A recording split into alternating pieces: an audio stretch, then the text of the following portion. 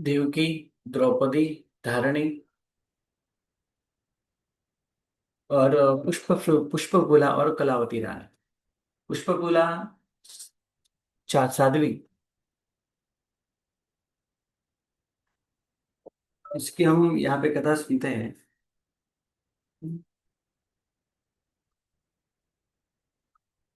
कलावई पोपचुला या कलावती रानी की पहली कथा आती है। कलावती रानी जिनका रूप खूब ही सुंदर था, शंकर राजा के शीलवती स्त्री, जो भाइयों ने कंकन भेजे थे उसके ऊपर उनका नाम था। और ये कलावती रानी को बहुत ही ये दोनों सुंदर लगे। दोनों कंकन बहुत ही सुंदर लगे और बार बार उसकी प्रशंसा करते थे। तो राजा को लगा कि ये कुछ गलत है और रानी जो है वो किसी और को चाहती है, इसलिए बार बार उसका नाम लेना, उसको याद करना, ये सब कुछ इसी के कारण हो रहा है। तो सैनिकों को बुला के उन्होंने कलावती रानी को जंगल में भेज दिया और उसको दोनों हाथ काटने के लिए कह दिया। सैनिक को जैसी आज्ञा मिली थी वैसे ही सब कुछ हुआ। लेकिन शील के प्रभाव से कुछ समय तो उनको बहुत ही वेदना सहन करनी पड़ी और प्रसूति की वेदना भी हुई और बालक भी हुआ। लेकिन उस समय अपने कर्मों को ही वो दोष देती थी। मेरे ही कर्म ऐसे हैं, मैं पूर्व में ऐसा कुछ पाप किया होगा जिसका फल इस भव में उदय में आया है। ये मेरा ही किया गया कुछ अनर्थ है जिसके कारण ऐसी हालत मेरी आज हुई है। लेकिन ब्रह्मचर्य के प्रभाव से उनको दोनों हाथ फिर से आए। और दूसरी तरफ बालक जो जन्मा हुआ था उसकी भी देखभाल उन्होंने कर ली और अंत में दीक्षा ले ली। आत्म कल्याण उन्होंने साध लिया। देवलोक में वो पधारे, अभी देवलोक में है। और वहां से च्यवन होके उन्होंने बहुत सारे भव भी किए। शंख, कलावती रानी के ये दोनों के पृथ्वी चंद्र और गुण सागर की कथा बहुत प्रसिद्ध है। इनके दोनों की कथा, पृथ्वी चंद्र और गुण सागर की कथा है कि जो शास्त्र में बहुत प्रसिद्ध है। जीवन में एक बार जरूर इसका पठन करना चाहिए। बहुत बड़ी कथा है, बहुत ही सुंदर भी है। पृथ्वी चंद्र और गुण सागर की कथा मेरे पास होगी तो आपको ग्रुप के अंदर में भेज दूंगा। आगे बात होती है पुष्पचूला साध्वी। पुष्पचूला, पुष्पचूल और पुष्पचूला ये दोनों एक साथ जन्मे हुए भाई बहन थे। दोनों को आपस में बहुत प्रेम था एक दूसरे के ऊपर। और ये दोनों का स्नेह देखकर पिता ने ये दोनों का विवाह करवाया। लेकिन माता को ये अच्छा नहीं लगा। माता को ये अच्छा नहीं लगा और उस माता ने अपघात कर लिया, आत्महत्या कर ली और मर गई। विचार करो, माता ने आ, कारण थी।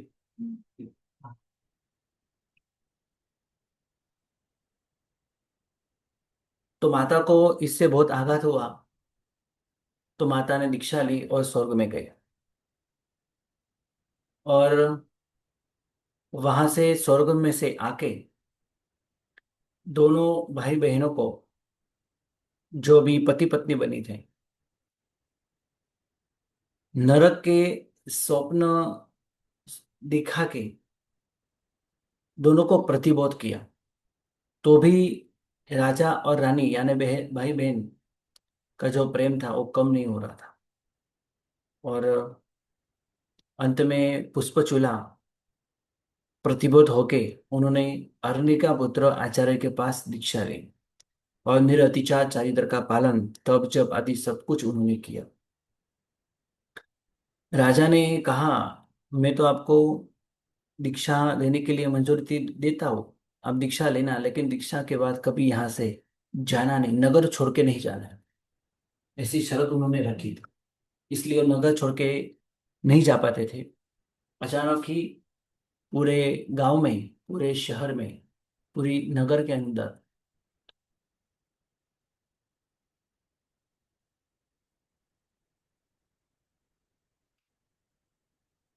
अनेक प्रकार के उपद्रव होने लगे और दुष्काल पड़ा। अरवी का पुत्र आचार्य, जिनकी उम्र हो चुकी थी, बड़ी उम्र थी, जिसके कारण वो विहार नहीं कर पाते थे। और पुष्पचूला साध्वी के जिनका नियम था दीक्षा लेने के बाद नगर नहीं छोड़ना, इसलिए दोनों, पुष्पचूला साध्वी और अरणी का पुत्र आचार्य, नगर में ही रहे। उनके शिष्य सब चले गए, दुष्काल पड़ा था इसलिए। और पुष्पचूला साध्वी जी, भगवंत ने अरणी का पुत्र आचार्य की खूब सेवा की। सेवा करते करते करते पुष्पचूला साध्वी जी भगवंत को एक बार आचार्य ने कहा, आप मेरे लिए गोचरे लेके आना। गोचरे लेने के लिए गए और बारिश चल रही थी। चालू बारिश में ही वो अच्छी भावना भाते समय वो चले और गोचरी लेके आए।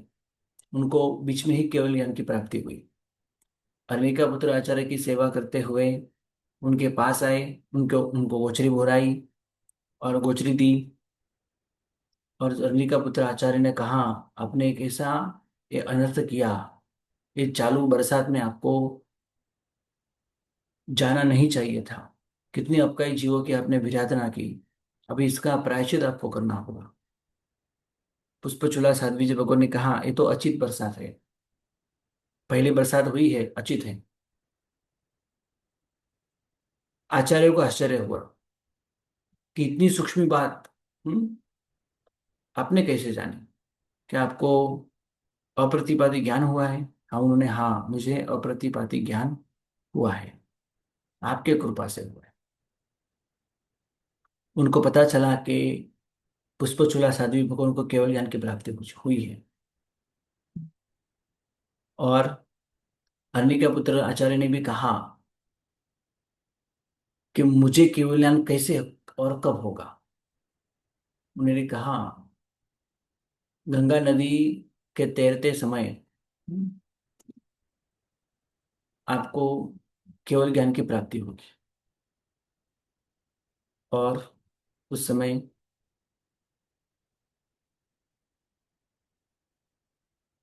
उन्होंने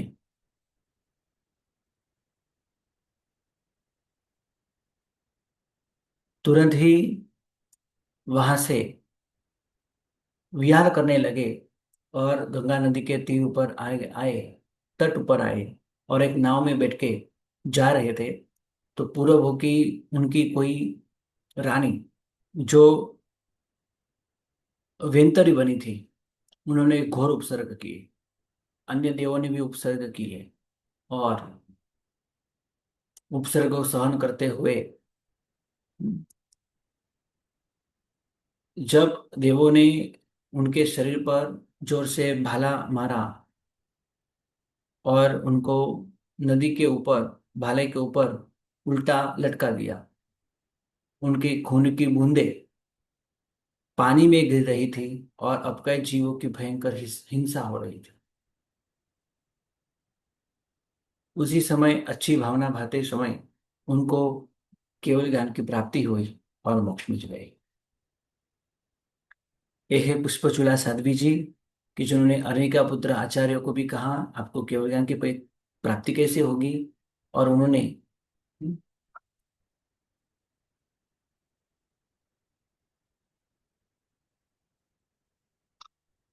आचार्य की सेवा करते हुए केवल ज्ञान की प्राप्ति की थी। कन्हट्ट महिषियो भैणियो थूलिबद्धस्व या थूलबद्धस्व, दोनों चलेगा।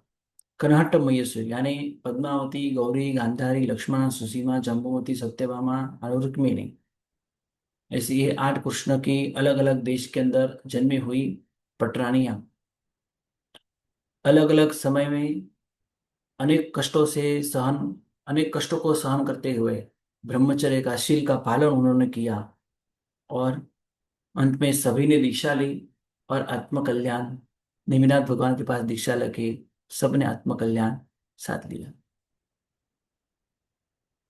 कनहट्ठ महिषी, ऐसी 8 श्री कृष्ण महाराजा की पटरानी, वो भी महासती थे। बहिनियों थूलभद्रस्स, यक्षा यक्षदिन्ना, भूता भूतदिन्ना, सेना वेना और रेना। स्थूलिभद्र जी की ये 7 बहनें, उनकी सबकी स्मरण शक्ति बहुत ही तीव्र थी।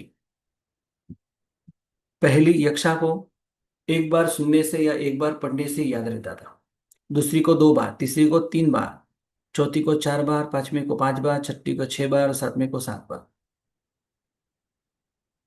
सुन के या पढ़ के सब कुछ याद रहता था। उनकी भी अद्भुत कथाएं हैं। हम्म, राजा के दरबार के अंदर राजा को एक मुसाफिर ने चुनौती दी। हम्म, और श्रीयक मंत्री था, और ये सातों बहनों ने तब राजा को, पूरे राज्य को उन्होंने बचा लिया। कैसे बचा वो कहानी थोड़ी अलग है, लेकिन ये सब तीव्र मेधा शक्ति वाली, तीव्र स्वयक्षम वाली, ये सातों उनकी बहन थी। एक भाई भी था, है ना, 2 भाई थे वो, ये सबको 2 भाई थे, एक स्थूलिभद्र जी और श्रीय। सातों बहनों ने दीक्षा ली थी, और यक्षा साध्वी जी के प्रेरणा से भाई मुनि यानी श्रीय पर्व तिथि के दिन उपवास करवाया। संवत्सरी के दिन उपवास करवाया। आज नवकाशी का पचकान से शुरू करते हैं, आज पोरसी, नवकाशी के बदले पोरसी करते हैं, पोरसी से साड़पोरसी करवाया, साड़पोरसी से पुरीमठ करवाया, पुरीमठ से अवध करवाया, और अवध से उपवास करवा दिया। वो बिना खाने, खाना बगैर वो कभी रह नहीं पाते थे। खाने बिना उनको नहीं चलता। श्रेय को एक दिन ऐसे उपवास करवाया तो रात के ही दिन उनको पेट में बहुत वेदना हुई। रात को ही उनका काल धर्म हुआ। वो देवलोक में गए शुभ ध्यान में रहते हुए। तब संघ के सहाय से उन्होंने प्रायश्चित मांगा सिमंदर स्वामी भगवान के पास। मेरे कारण मेरे भाई की मृत्यु हुई, तो उन्होंने प्रायश्चित मांगा। सिमंदर स्वामी भगवान ने कहा कि आशय शुद्ध है, आपकी अंदर की भावना अत्यंत शुद्ध है, इसलिए आपको कोई प्रायश्चित नहीं आता है। ये भगवान सिमंदर स्वामी के शब्द है। और भरत क्षेत्र के अंदर संघ के लिए उन्होंने 4 अध्ययन दिए। 7 बहन साध्वी का और एक प्रसंग आता है कि पूर्व पढ़ते हुए 10 पूर्व का अध्ययन पूर्ण हुआ था, ऐसे स्थूलभद्र जी को वंदन करने हेतु आए, और अहंकार से स्थूलभद्र जी ने सिंह का रूप लिया। साध्वी जी भगवान वहां से डर के तो वापिस गुरु भगवान के पास गए, भद्रबाहु स्वामी के पास गए। आपने तो कहा था अंदर के रूम के अंदर स्थूलभद्र जी है, वहां तो कोई सिंह बैठा है। गुरु ने अपने ज्ञान से पता किया वहां तो सिंह नहीं है, कि स्थूलभद्र ही है, आप जाके वंदन कर सकते हो। तो फिर से गए, स्थूलभद्र जी को देखा और उन्होंने वंदन कर लिया, सुख शांति आदि पूछी। दूसरे दिन स्थूलभद्र के साथ क्या हुआ सबको पता है। स्थूलभद्र जी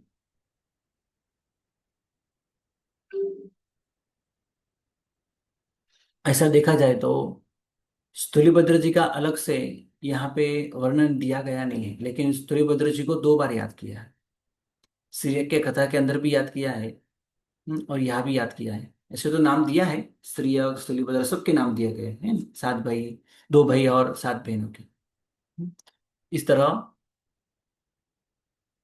7 बहनों ने निर्मल संयम का पालन किया और आत्म कल्याण किया, देवलोक के अंदर गए। अभी एक दो भो करके सब मोक्ष में जाएंगे।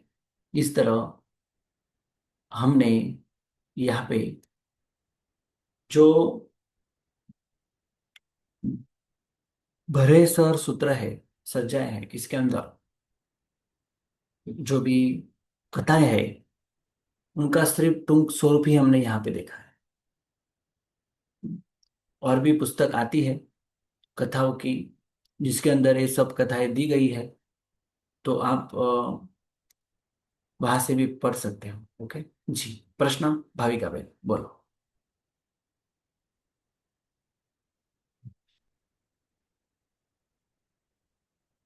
ગુરુજી આ સૂત્રની प्रणाम અંદર प्रणाम गुरुजी। हाँ बोलो। हाँ गुरुजी, वो अहनिका पुत्र का जो बोला तो वो आचार्य थे, फिर नाव में कैसे गंगा नदी और नाव में कैसे जा रहे थे वो नहीं समझता। नहीं, आपका प्रश्न समझ में नहीं आया। एक मिनट, हाँ, आवाज थोड़ा ब्रेक हुआ है। हाँ फिर से बोलो। क्या अर्नी का पुत्र हाँ आचार्य? जो हाँ। हाँ वो नाव में बैठ के गंगा नदी पार कर रहे तो नाव में कैसे बैठ सकते, मतलब साधु भगवान बैठ ऐसा सकते मैं हैं, नहीं जानना चाहती। बैठ सक हाँ नहीं बैठ सकते हैं। कभी कोई अ, मतलब सब लोग बैठे हुए हैं और सब लोग जा रहे हैं तो खुद बैठ के जा सकते हैं, लेकिन स्पेशल खुद खुद के लिए वो नहीं कर सकते। राइट, वो खुद के लिए फिर नहीं कर उसमें सकते। कच्चे पानी की तो विरधना होगी। हाँ होती है, प्रायश्चित आता है, ऐसा नहीं कि प्रायश्चित बिल्कुल नहीं आता, आता है, लेकिन ऐसा चलता है, ऐसा होता है। भगवान महावीर स्वामी भी खुद गए थे। और इसकी भी एक कथा आती है। हम कल्पसूत्र के दिन पे ये सब सुनते हैं। हम्म, महावीर स्वामी भगवान भी खुद गंगा नदी के तीर पर आए थे और ऐसे ही नाव में बैठ के जा रहे थे। हम्म, और उनके ऊपर भी देवों ने उपसर्ग किया था। और वहां पे जो पूर्व भाव के 2 मित्र देव वहां के भगवान को बचाते हैं।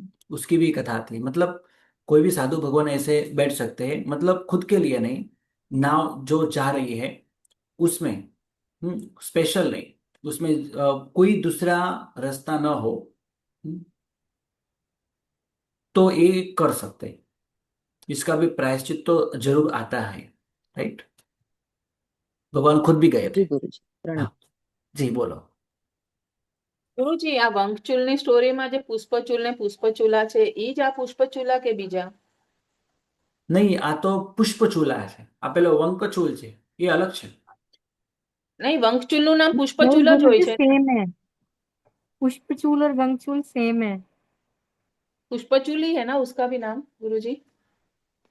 અ, ये अलग છે આ પુષ્પચૂલ ને પુષ્પચૂલા?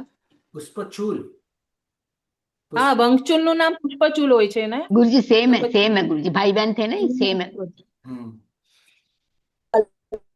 पर शादी कहाँ हुई थी उनकी? उस स्टोरी में शादी नहीं हुई है उन दोनों की। हम्म वो तो पुष्पचूल अलग है और ये पुष्पचूल अलग है। अच्छा, ये पुष्पचूला अलग है ना गुरुजी? આ એ બધું કાઢો, काढ़ी दे दो। કાઢી જ રાખો ને। वो और साथ में किए थे वो।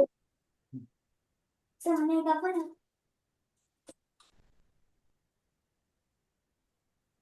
अरे गुरुजी। एक मिनट, हाँ, आपने वंकचूल के बारे में पूछा था अभी, राइट? હા, વંકચૂલનું નામ તો પુષ્પચૂલ હોય છે અને એની બેનનું નામ પુષ્પચૂલા છે, તો एक પછી मिनट, ઈ આ જ છે કે અલગ છે એમ? एक मिनट, हाँ मैं बताता हूँ। ગુરુજી કાલે આન્સર આપજો, કઈ નહીં।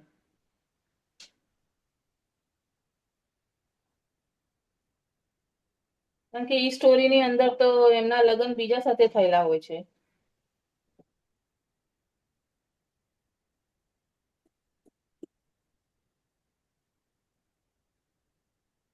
એવું લાગે છે કે બંને એક હોય એવું નથી લાગતું, કારણ કે પુષ્પચૂલ જે છે, રાઈટ, હા ગુરુજી।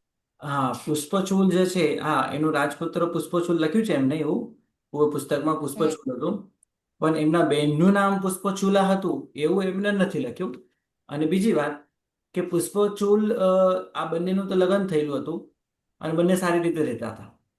પણ કથાઓ, હમ પછી કથાઓમાં એ પ્રમાણે છે કે પછી પુષ્પચૂલ જે છે એને રજા આપી પુષ્પચૂલાને, તારે દીક્ષા લેવી હોય તો તું લઈ શકે. કારણ કે એમાં તો એ કથામાં થોડું અલગ આવે, આ કથા અલગ છે, મને આ બંને અલગ અલગ લાગે છે. હવે વાત એમ છે હા ગુરુ. કે ત્યાં માતા સ્વર્ગમાં ગયા તો એમને બંનેને સ્વપ્નો, ઘણા સ્વપ્નો બતાવ્યા, નરકના સ્વપ્નો બતાવ્યા. એમાંથી પુષ્પચૂલા સાધ્વી, એટલે પુષ્પચૂલા એ પ્રતિબોધ પામી ગયા અને એને દીક્ષા લીધી. એટલે, અને પુષ્પચૂલા જે છે, પુષ્પચૂલ ચૂલ છે, એને તો રાજ્યનો ભાર સંભાળી રાખ્યો. પણ વંકચૂલમાં તો શું આવે છે, વંકચૂલો તો પિતાએ શું કર્યું, તો વંકચૂલને કાઢી નાખ્યો.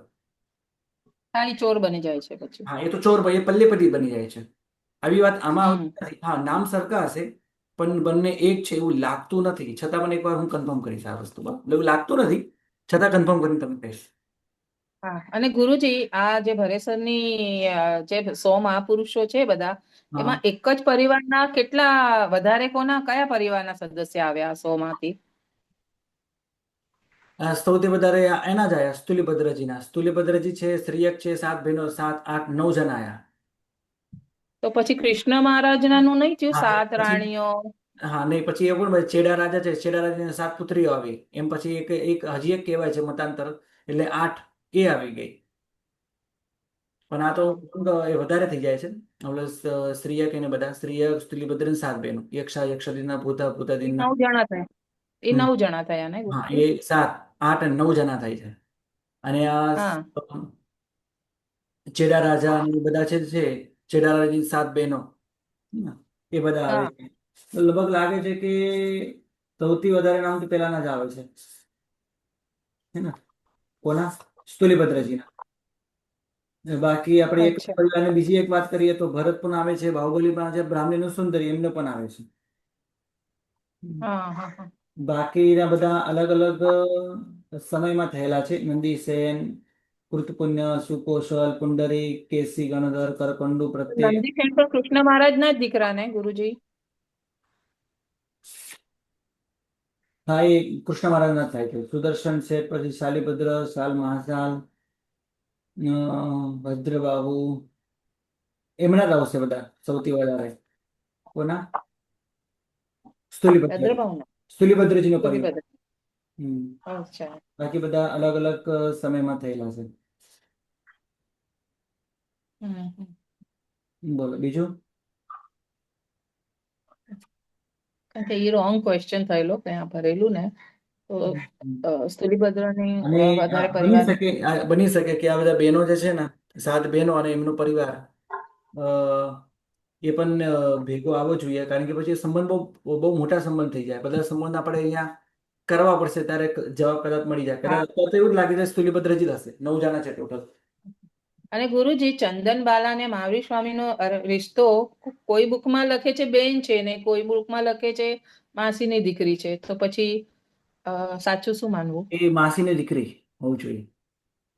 માસીની દીકરી બેન, હમ. માસી નહીં ગણો. કોઈ બુકમાં માસી લખેલું છે એટલે. ના, એ મૃગાવતી માસી થતા હતા, પણ એ માસીના દીકરી થતા હતા, ચંદનબાલા. जी बराबर, दारिणी और मृगावती ये सब बहनें थी। बहनें थी, हाँ। हाँ, लेकिन बुकों में सारा ऐसा अलग अलग लिखा होता है तो थोड़ा कंफ्यूजन एक्चुअली रहता में है। हम थोड़ा सा कंफ्यूज हो जाते हैं। बाकी मुझे उस जमाने में भी ऐसे कि नंदीवर्धन जिनसे शादी हुई है ज्येष्ठा, हम्म। वो भी इनकी बहन ही थी, हाँ, मतलब उनकी मामा की बहन लड़की से शादी हुई थी उनकी। थी। हाँ, हाँ, हाँ। चेड़ा राजा की। जी। इसलिए तो ये उसमें चंद्र प्रदोत, ये दधिवाहन, क्या नाम था, सतानिक, ये सब सैनिक महाराजा, ये सब साड़ू भाई। साड़ू भाई तो है, हाँ। बस हाँ, 6 भाई साड़ू भाई थे। एक सुजेष्णा ने तो फिर दीक्षा ही ली, उन्होंने शादी नहीं की फिर। हम्म। गुरुजी, हाँ, बोलो। तो फिर गुरुजी वंक अभी के समय में काफी सारे साधु साधु साधु भगवान विदेश में प्लेन में बैठ के जाते हैं, तो क्या ये सही है? किस में बैठ के? प्लेन में बैठ के भी फ्लाइट कुछ लोग कुछ फ्लाइट में बैठ के भी परदेश में गए हैं ना साधु भगवान कुछ। नहीं, आवाज आपने क्लियर सुनाई नहीं दे रहा, बेस बहुत आ रहा है इसलिए क्लियर सुनाई नहीं दे रहा है। किसमें बैठ के? ફ્લાઇટ માં પ્લેનમાં ગુરુજી ક્યારે ફ્લાઇટ ફ્લાઇટમાં બેસીને ફોરેન જાય ને એ નહીં, એ માટે પણ કે છે. એ છે ને, ખરેખર એ સાધુ ભગવંતો નથી. સાધુ ભગવંતોનો આ આચાર વિચાર નથી, એ બધા યતિઓ છે જે ફ્લાઇટમાં બેસીને જાય છે. બરાબર છે. એ તિથલના છે. વલસાડમાં તિથલ તીર્થ છે, એના જીનચંદ્ર વિજય મહારાજ સાહેબ એને બધા જાય છે. નામ એનું ચેન્જ નથી કર્યું, એમનું પોતાનું સ્વરૂપ એ જ રાખ્યું છે.